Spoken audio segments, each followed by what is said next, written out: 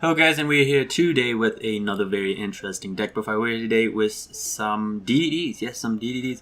And this is a very interesting, very great deck, a very powerful deck, honestly. This format, it can just pump out so many good monsters, but it's still lacking a key card. It's lacking the tuner DDD, so that way we can summon out the synchro DDD that requires a DDD tuner, which we don't have in the TCG. We need to get that guy, and there's a specific one I want. It summons out a DD, so a double D monster from your graveyard, which is really great for this deck. Just having another good normal summon, because this deck definitely has a lack of good normal summons. And that guy's really great, because he just triggers, he'll trigger this guy, so he spell summons out a DD, and then this guy will spell summon out a DD monster from your graveyard. So we really need to get that guy, so that way we can really make this deck even better, even more powerful. So let's just go right in. We're playing 3 Oblivion King Abyss Ragnarok. So his Pendulum effect, if you special summon a DD monster, you can target a DD monster in the graveyard. Any battle damage your opponent takes is half, you take 1000 damage and you special summon that monster. Yay! This is monster effect. If this is normal, special summon, target a triple D monster in your graveyard. Special summon it. Once per turn, you can tribute one other DD monster, target one monster your opponent controls, and banish it. So it's a BLS, which is really nice, and a lot of times people just forget that he can banish monsters. But he summons out another triple D monster, so that can be this guy, this guy, this guy. I guess he could summon out this guy. Him, right? Yeah, there's no level. Yeah, so you could summon out this guy. So pretty much you're just going to try to summon out himself, so that way you can make a rank 8 play, because this guy's absolutely amazing. And then we have Savon Thomas. Savon Thomas is actually really great in this deck. His Pendulum effect is you can add a face-up DD Pendulum monster from your extra deck to your hand, which is really nice, just being able to add back either this guy or Kepler. Because if you get your Keplers banished through Pot of Desires, or for whatever reason, maybe you get them in the graveyard, and you have one, you can just keep on using it and keep on fusion summoning, and as long as he is on the field, when you fusion summon with him, he will go to the graveyard. He will go to the extra deck. So you can keep on getting back to hand and keep on sending out your Dark Contract cards, which is really great, really great. So that is his Pendulum effect. His monster effect is you can target one double D card in your Pendulum Zone, destroy that card, special one at level 8 DD monster from your deck in defense position. Its effects are negated, and any damage your opponent takes becomes halved. If you activate both of these effects, it should not quarter the damage. So that's honestly pretty great, because then you can summon a monster from your graveyard. But then you'd have to destroy another card. You'd have to have your scale complete.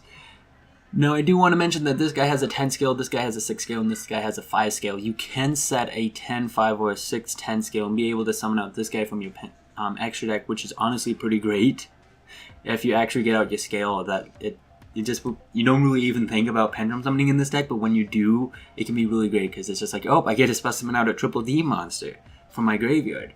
So good luck trying to get over my monsters, because every time you get rid of this guy and then get rid of this guy, I'm just going to summon out back this guy. DDD Berfamont changes the levels. You can use him to make this guy, who is honestly pretty great in this deck. Or you can use him to target...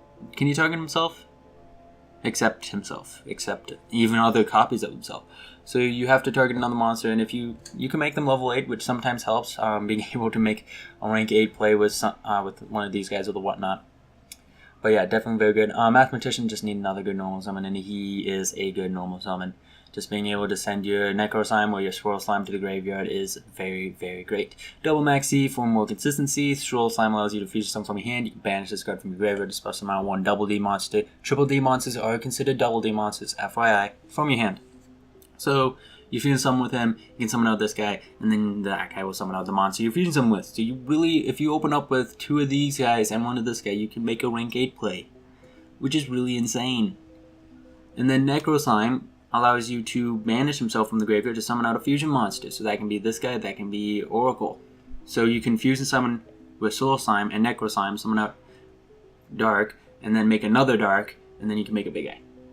So very easy, that's a 2-card big eye, and there's almost, the only downside is that you lose a Swirl Slime when you don't get a special, but hey, if you make a big eye, you can take an opponent's monster. Kepler has 2 effects. His Pendulum effect, his Pendulum effect is you cannot Pendulum except DD monsters, and it cannot be negated, and during your standby phase, reduces card's Pendulum scale by 2.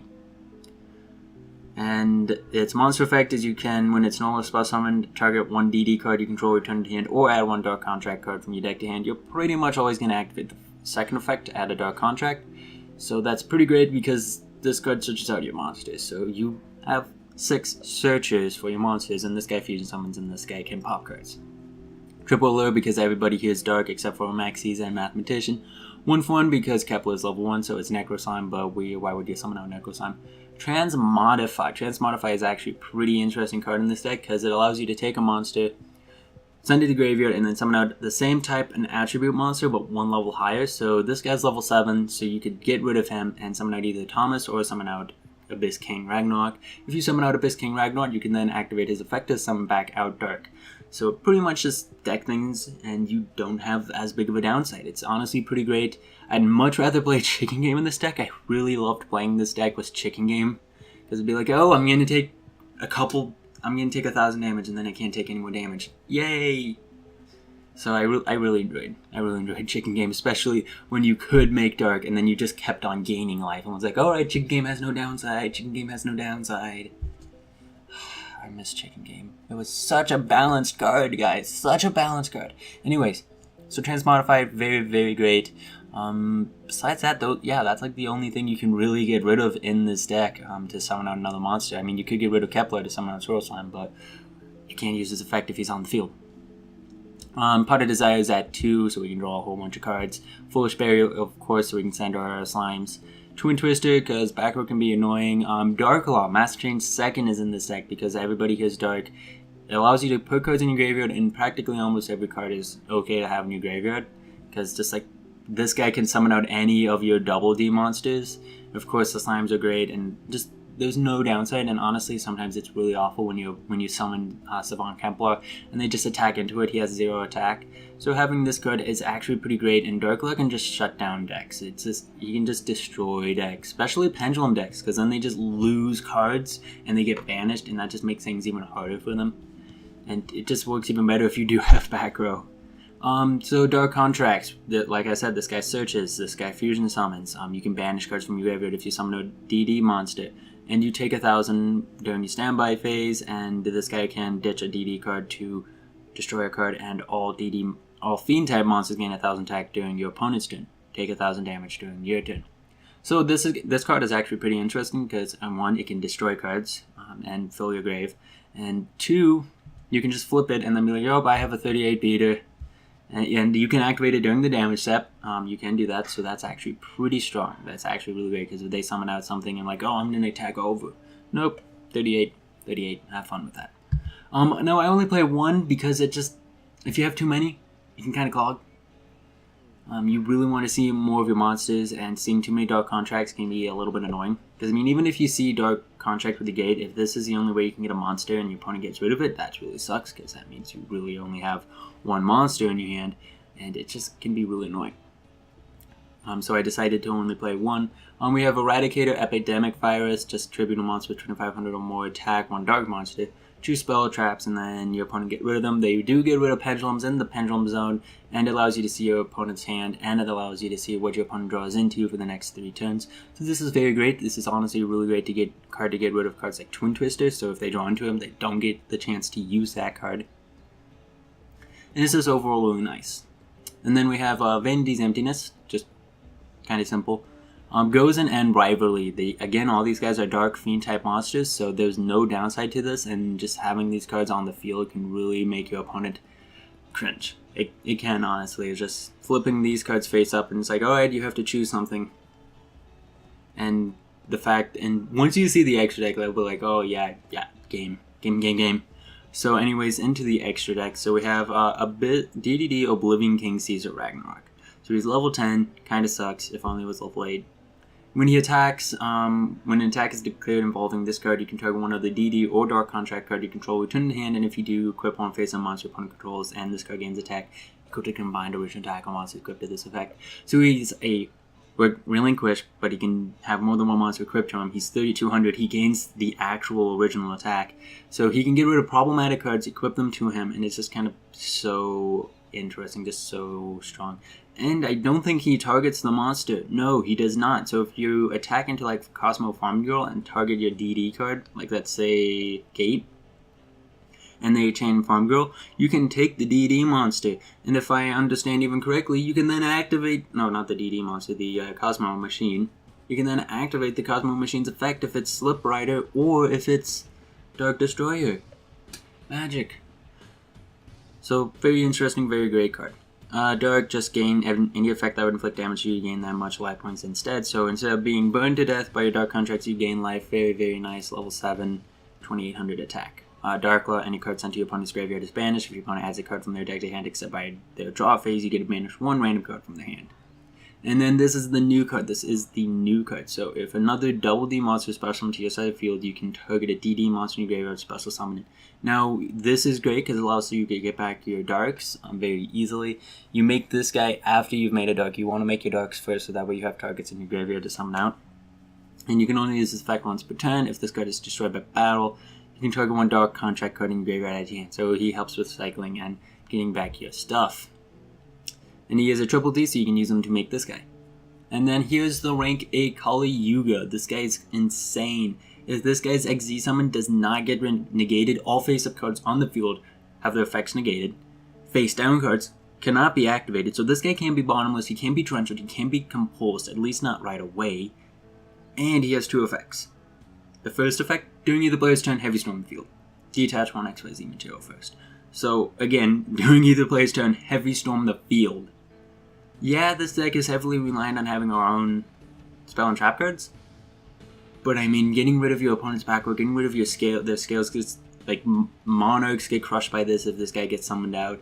It can just be so awful when this guy hits the field, especially against Pendulum. Like Pendulums are what really get hurt. And so the other effect is you can detach one XYZ material from this card, then target a Dark Contract spell or trap card, set that target. So you Heavy Storm the field, wait a turn. If you don't Heavy Storm the field again, then you can just get back a Dark Contract that you just blew up. So you can get back to your Gates, you can get back to your Swamp King. So it's just absolutely amazing. I love this card. Like, people just get kind of odd when they see this card. And then we also want Hope Harbinger, number 38. Because he just negates spells and he's a very great rank 8.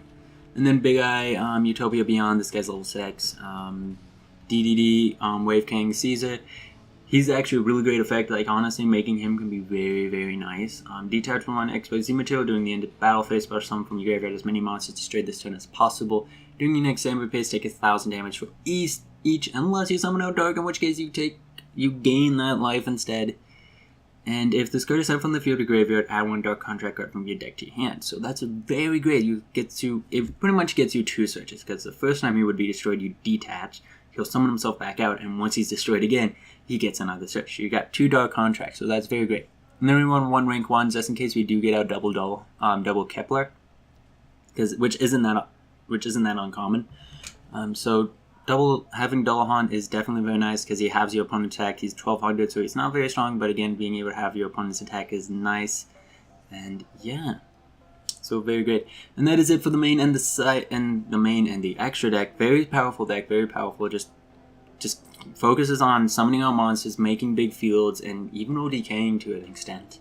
Honestly, like originally DDs was much more focused on like stun almost. I felt, because of how many just different cards they could run with, like Rivalry and the virus cards and Dark Contract. But with Savant Kepler, with this guy, it's all about making bigger fields and maybe even OTK. Like, it's all about making this guy, blowing up the field, just special summoning as many monsters as possible, and just attacking your opponent. Now for the side deck, we're wanting to Danko second. This is for Rogue pretty much. Spell Shattering Arrow for Pendulums, another Master Hand second, just in case we feel Dark Law would poop on that deck. Goes a Match and Rivalry, the extra copies, just in case we need those. Solemn Strike, because it's a good card. And then Light Imprisoning Mirror for Blue Eyes and Cosmos. And that is it for this deck, pretty much. And I don't know if I want to play this deck competitively. Well, I mean, I don't even go to tournaments that often. But I do have, like, the main. Like, I have this guy. Like, pretty much the only cards I don't have is Savant, Thomas, Transmodify, and Pot of Desires, obviously. I do not have Pot of Desires. I do believe I have this card. Yes, I'm pretty certain I have this card.